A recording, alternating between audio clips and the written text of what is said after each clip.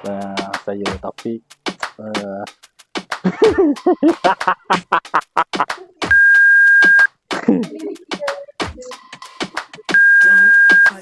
Apa yang cakap? Okey, kita cut yang tadi tu. Kita sambung yang lain.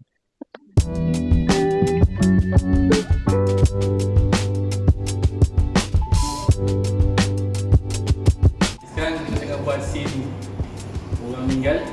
Kita tengah jadual main kasih. Hai, Assalamualaikum. Saya Taufik, selaku Tuan Director untuk video ini. Hai, Assalamualaikum semua. Saya Syeka, Biomedical Technician. Untuk shooting kali ni, kita sebenarnya more to education purpose kan. Jadinya pengalaman ni first time record video, so agak kekok lah kat situ. Mas kena record video. Oh. Dia bisa kunci. Ni kita punya host. Host kita ni seorang yang sangat pemalu. Dia introvert. Dia tak percaya lah betul ke dia introvert. Atau kabel kuasa label. Oh, tak boleh sambung. Tapi dia talkers. Tapi introvert. Tapi alhamdulillah lah dia berjaya lah memainkan peranan dia sebagai host. Membuktikan dia adalah talkers lah. Gunakan kabel kuasa grade perubatan atau kabel kuasa label yang diluluskan sendiri. Tapi realiti dia adalah seorang pemalu lah.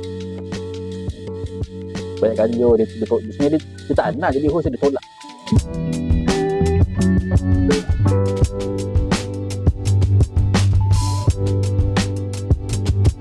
Video ni kami shooting, kami guna iPhone.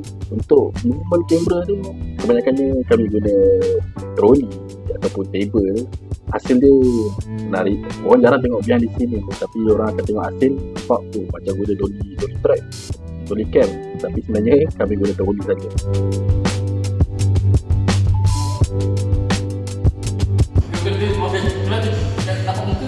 Tak kisah.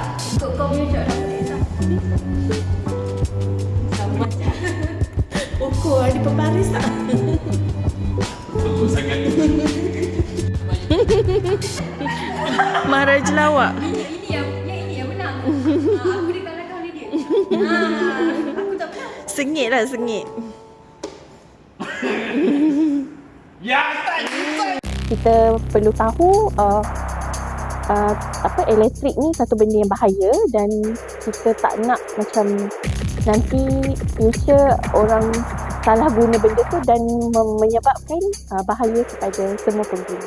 Kami ni hanya menyelenggara saja, tapi yang menggunanya adalah anda. Betul tali sini. Scene 2, shot 3, take 9.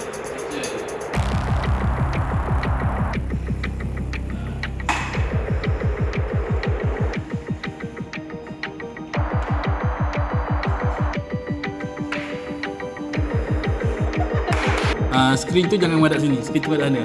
Bila madap sini, jadikan Diana lalu, muka Diana pula masuk dalam skrin ni. Dia memang biar kat sini Kita nak tolak. Ke bawah. Selalunya kalau buat automation benda ni bawa. Betul ke tak salah? Betul.